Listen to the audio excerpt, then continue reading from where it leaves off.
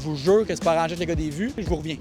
Pablo! Un invité de marque qui vient déranger le tournage. Monsieur Rodriguez, bonjour. Le Québec a besoin de changement. C'est ça que les Québécois disent à travers ce sondage-là. Comment... Si vous êtes d'accord avec vous, là, mais... Moi, je pense que oui. Moi, je prends pas position.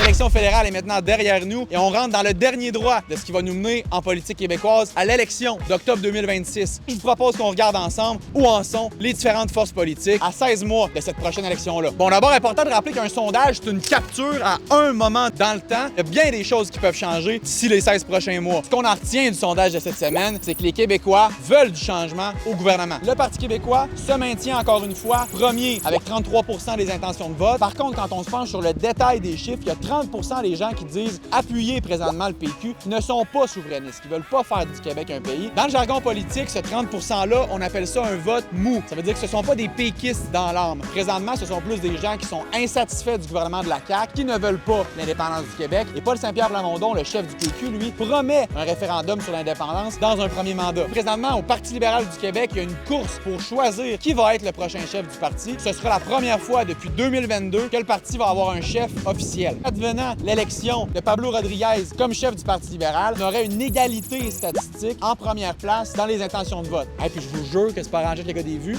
mais Pablo Rodriguez vient de passer à côté de moi. Je vais aller l'accrocher, voir s'il veut pas nous parler. Je vous reviens.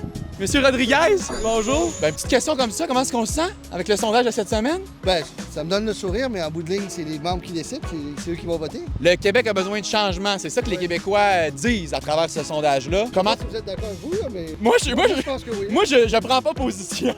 Mais le changement, c'est quoi le changement, Rodriguez? Ben, c'est le ton, la façon dont on parle aux gens, la façon dont les communautés se parlent entre elles, et notamment la façon dont le premier ministre parle aux municipalités. On est ici pour ça. Puis au niveau du vote francophone, parce que c'est beaucoup ça au niveau du Parti libéral qui est plus difficile dans les dernières années, comment Pablo va être en mesure de rapatrier l'électorat francophone au Parti libéral? Il y a une chose que je vois actuellement, c'est que les gens sont prêts à nous écouter. Les francophones partout, j'ai fait le tour du Québec. C'est pas dire qu'ils sont prêts à voter pour nous, mais au moins, ils sont prêts à nous écouter, ce qui nous permet de leur proposer des choses. Et là, c'est un début de dialogue.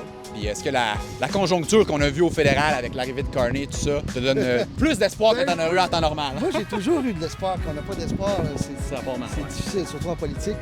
Mais nous, c'est quelque chose de très différent. Moi, j'ai confiance.